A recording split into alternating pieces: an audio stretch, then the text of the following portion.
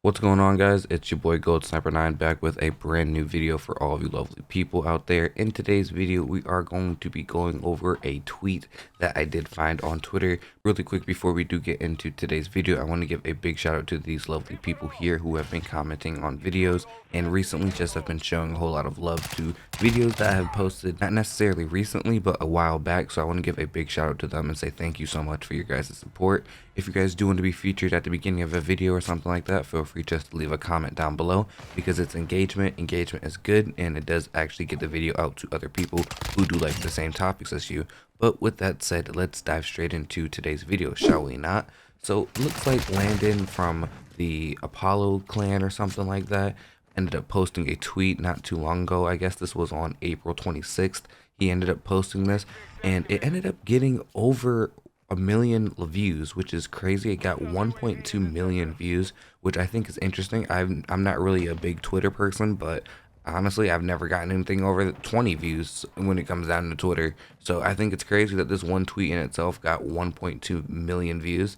Now, let's go over this tweet and why it got 1.2 million views. I guess people are so disappointed with Modern Warfare 2 or just the way the Call of Duty franchise decided to go that they are missing Advanced Warfare, which is crazy because I was just having a conversation with my friend the other day and we were talking about how Advanced Warfare kind of was a good Call of Duty. It wasn't the worst Call of Duty, don't get me wrong, they're worst, cough Vanguard, but look, that's just my opinion. Don't hate me in the comment section. I can hear you guys coming at me now, but look, it's just my opinion, that's how I feel. But it looks like Apollo here was a big fan of the movement, which inside of Advanced Warfare, I wasn't a big fan of. I liked it kind of, but wasn't the hugest fan of it, only because everyone was just bouncing off the walls, raw running, and just pretty much getting bank shots. So if you weren't in the times or if you weren't off the ground and you weren't moving around, then you kind of just were left out and you were getting killed.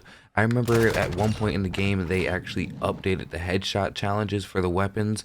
I remember going through and getting my AK-12, I believe it was, halfway through. I remember it was, I believe, halfway through getting all the camos done, and then a update came out for the game where they ended up changing the long shots to headshots, and it kind of messed up the whole system, and it really did screw up the process of anybody who was trying to get diamond early on in the game. You know, I had to experience that, unfortunately. If you guys had anything similar happen to you guys, let me know down in the comment section below. I don't think I was the only one this happened to. I do believe I remember reading a forum on Reddit or something like that about this happening to other people. Now, another thing Apollo does say that he does like about Advanced Warfare was customized kill streaks. Now, don't get me wrong, customized kill streaks were amazing in my opinion. I personally miss them. I wish they would come back in Call of Duty, but unfortunately with the way the franchise is looking, I don't think that is going to be something that is going to be returned to Call of Duty.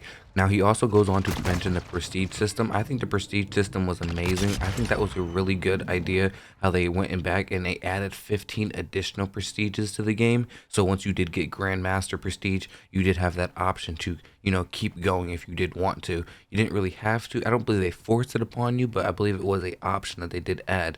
He also goes on to mention armor and weapon variants. Personally, I do feel like that was pay to win, and I do feel like that was Activision, or I believe it was Sledgehammer. I'm not exactly sure who did it. Let me go double check real fast.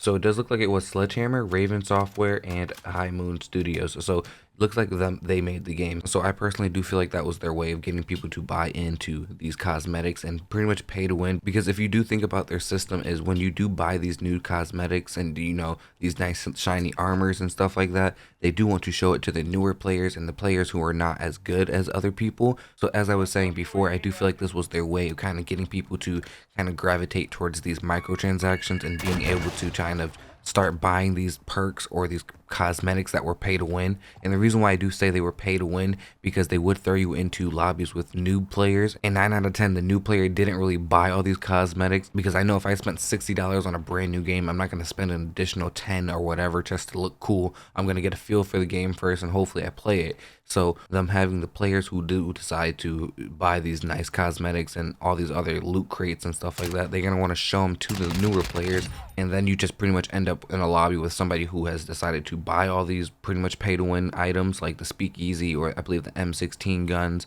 a whole bunch of other guns that were inside of Advanced Warfare.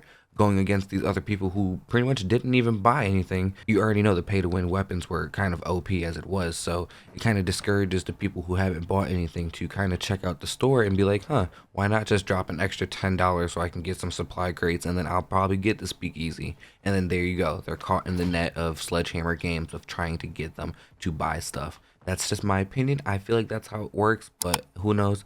You guys can probably check other videos out there who probably are way more in depth and know a lot more than I do. I just feel like that's how this whole thing works, and I feel like that's a perfect way for them to get money. But at the same time, I do feel like it is kind of predatory on younger players and the kids. Another thing Apollo does mention inside of his tweet here, he does say that fun creative skins, like I said, I feel like that's pay to win. And he also does mention good unique maps. I personally don't think Advanced Warfare had many good unique maps. I can't even think of any maps that come to mind. Hold on, let me just look up a few really quick. A few moments later. Okay, so I just looked up a couple maps that were in Advanced Warfare. It looks like there was Ascend, Biolab, and Comeback, Defender, Detroit, Green Band, Horizon, Incent, Recovery, Retreat, Riot, Solar. I believe Solar was a really good one. Okay, I did like Solar. Solar was really good for playing Infected. I did like that. There also was Terrorist. Terrorist was an okay map. If you were playing Domination on Terrorist, you were instantly getting destroyed.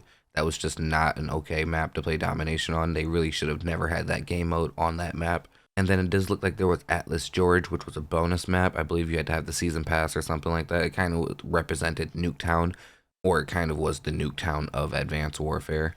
But personally, I don't feel like any of these maps should ever make a comeback to the Call of Duty franchise. I honestly don't feel like they were that good.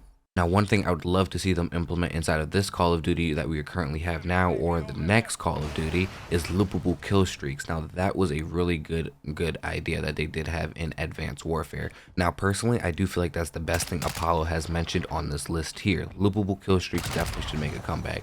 Now, Apollo does go on to say that supply drops were not good, but they were really good content for content creation. Now, that I do agree with. People did love the supply drop videos. Whenever people did drop those, people were just easily getting a good 100,000 views, 200,000 views, 300,000 views plus just off opening supply crates. All you had to do is just stack up a whole bunch of those and then just record yourself opening them. You didn't have to actually have any gameplay. You could just pretty much put a blank video, you just opening a supply crate, and then you'd be easily getting some views. As long as you had a fan base of people who actually want to watch you open them, that's pretty much it. They were going to watch and they were going to get views as it is. Now, Apollo does go on to say it was such a great game and it marked a massive turn in the franchise and an overall new Call of Duty experience.